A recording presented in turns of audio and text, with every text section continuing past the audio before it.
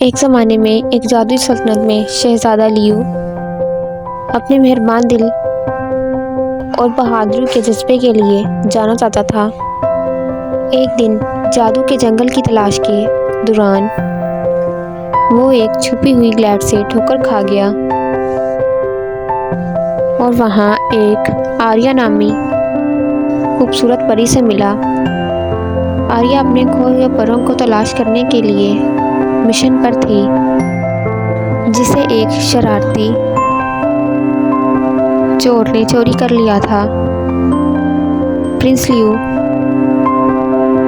आर्या की मदद के लिए पुरज़म हो गया और उसके पंखों को बाजियाब करने और उसको शिकस्त देने के लिए उसके साथ शामिल हुआ। उसका सफ़र उन्हें तारीख गारों, चमकती हुई नदियों और गद्दार पहाड़ों के पार ले गया। रास्ते में उनका सामना खौफनाक ड्रैगन, शरारती परियों और यहाँ तक कि एक पुरस्कार जादूगर से हुआ, जिसने उनकी मदद करने की पेशकश की। जैसे ही वो एम्प के घर के करीब पहुँचे तो वहाँ हवा जादू से भरी हुई थी और आर्या की ताकतें ख़त्म होने लगी थी। शहज़ादा लियू अपनी दलेर दिल के साथ एम्प की मुनीर से लड़ता हुआ घर के दरवाजे तक पहुंचा।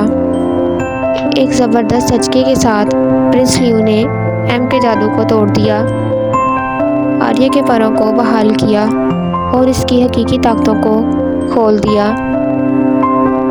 एम्प भी, जो खुद एक साबका परी होने का इंकशाफ रखती थी, तो उसे माफ़ कर दिया गया और आर्या के मिशन में शामिल हो गई। एक साथ प्रिंस लियू, आर्या और साबका एम्प ने बादशाही का सफ़र किया। जहाँ भी गए मोहब्बत और मेहरबानी फैलाते रहे। इस तरह सल्तनत परवान चढ़ी और प्रिंस लियू और आर्या की दोस्ती एक खूबसूरत मोहब्बत की कहानी में खुल गई। लेकिन जैसा कि उन्होंने सोचा कि उनका सफ़र ख़त्म हो गया है, बादशाही पर एक स्याह साया छा गया,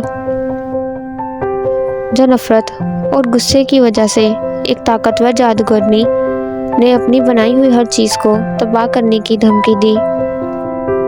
शहज़ादा लियू ने अपनी बहादुरी और आर्या के जादू से एक महाकावी जंग में जादूगरनी का सामना किया। जादूगरनी के मंत्रों ने बादशाही को हिलाकर रख दिया, लेकिन शहज़ादा और परी मजबूत खड़े थे। यहाँ तक कि अंधेरे दिलों तक मोहब्बत और मेहरबानी फैलाते रहे। आखिर में जादूगरनी का दिल मोहब्बत से भर गया और वह बादशाही की वफादार मुहाफिज बन गई। प्रिंस लियू और आर्या की मोहब्बत की कहानी ने आने वाली नस्लों को मुतासिर किया और उनकी मिरास जिंदा रही और पूरी ज़मीन में मोहब्बत और खुशी फैलाई। और इस तरह बादशाही ने प्रिंस लियू, आर्या और उनके नाकाबिले यकीन सफ़र की बदौलत मोहब्बत, मेहरबानी और बहादुरी की ताकत का जश्न मनाया।